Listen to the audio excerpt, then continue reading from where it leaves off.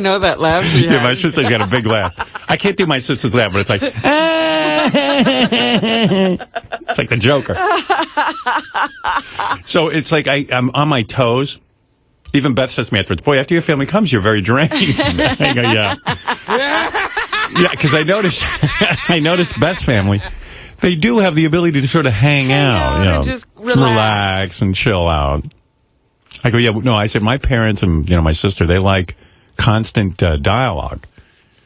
So, and then if I don't talk, if I just kind of rest for a few minutes, they go, what's wrong? What's wrong with you? Why are you so quiet over there? I'm just listening. Oh, you're listening. All right. You want to listen? All right, then listen.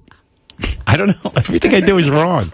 You're never hitting the right mix of quiet and talk. No, there's never the right ratio. I thought I hit the ratio this time. I didn't hear any criticism. Oh, wow. Good for you. Yeah. I get criticized for everything. That's an accomplishment. You hit the right ratio.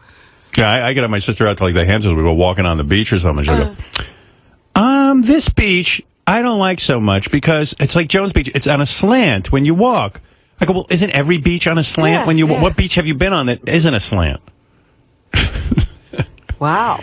So, but this time I didn't get criticized too badly, and I really stayed on my game, but I was pretty drained. You were prepared. You had rested up in Mexico, so you were prepared. Well, I was laying around in Mexico feeling guilty, like, oh, gee, I should see my parents and my sister. So I arranged a little soiree,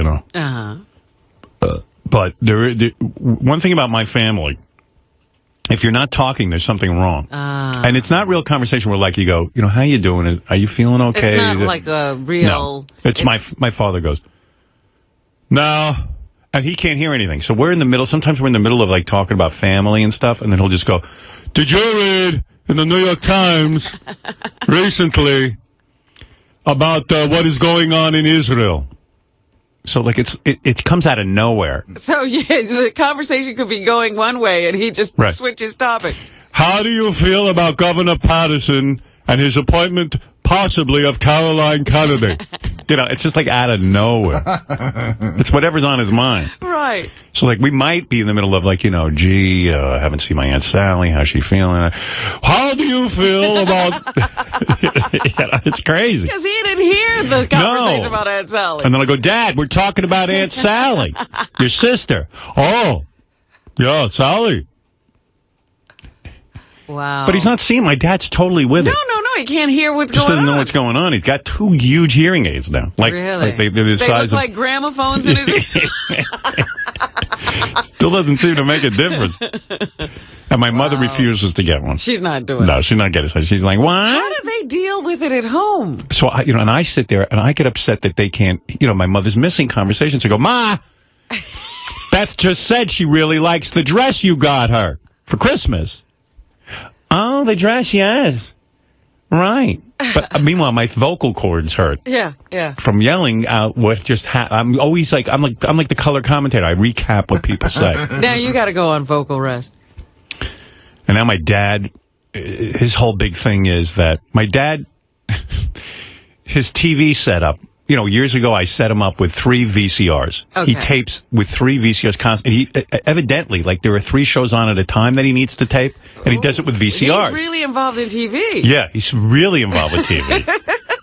So he somehow got convinced to give up his VCR for these new kind of VCRs. He's still using video cassette recorder. I'm trying to tell him there's TiVo and DVR. But he wouldn't have to have anything. He won't let me do it, and now he misses his old VCR. He wants me to go on eBay and find it for him because the new ones are too complicated and it doesn't work right. And I said, Dad, I'll show you how easy it is. So then I gave him a demonstration of TiVo. Don't ask what that was like. Now, Dad, I'm going to watch, let's say, 60 minutes. All right. Watch what I do. I can set this up for you. Okay. I go, I'm going to hit a button. Guide. Right. Now, find 60 minutes. Easy enough. We know what time it's on. Go to the guide. 2 seconds. Boom, guide. Now you see the record button. I'm going to press record, 60 minutes. That's it. Boy, this is state of the art you have. State of the art. I go, now I'm going to put this in your house. No, I don't want this. I'm not ready for this.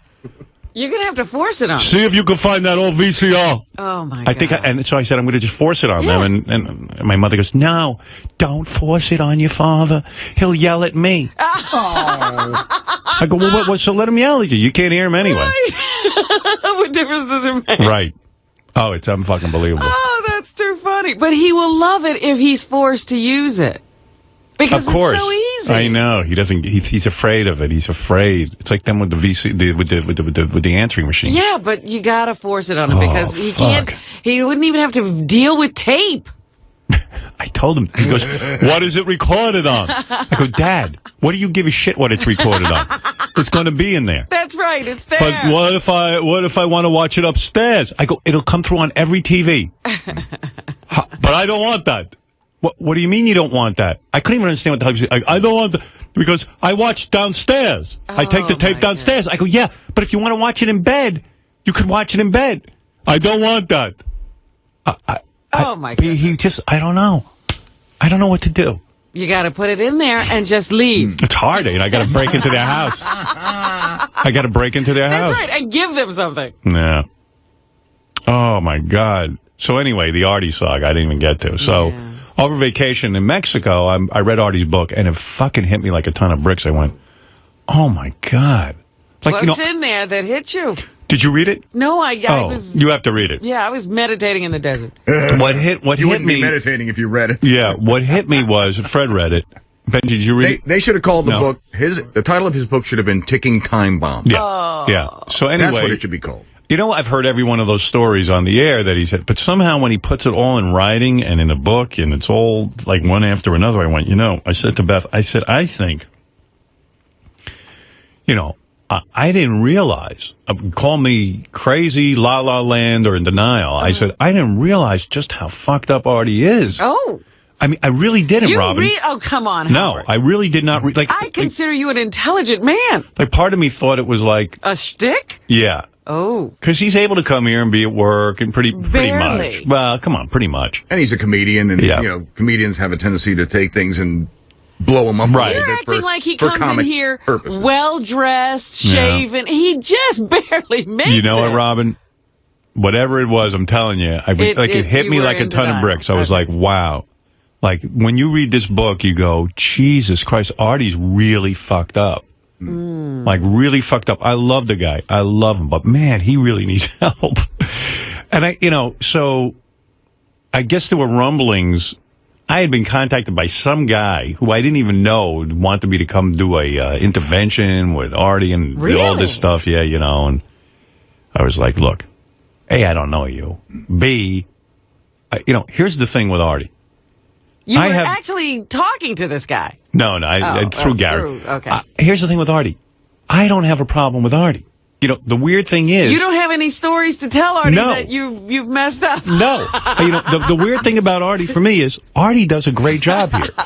And, my encounters with Artie are he shows up, he does his job, he's a delight to work with. All you could say is sometimes I look over and you're not there. Yeah.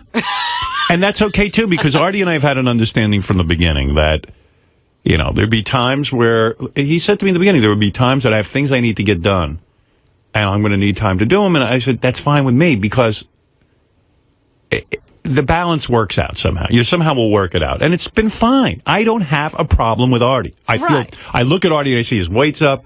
I know Artie struggles with drugs and alcohol. All that is horrible. But I don't have a problem with him. He does what he is hired to do.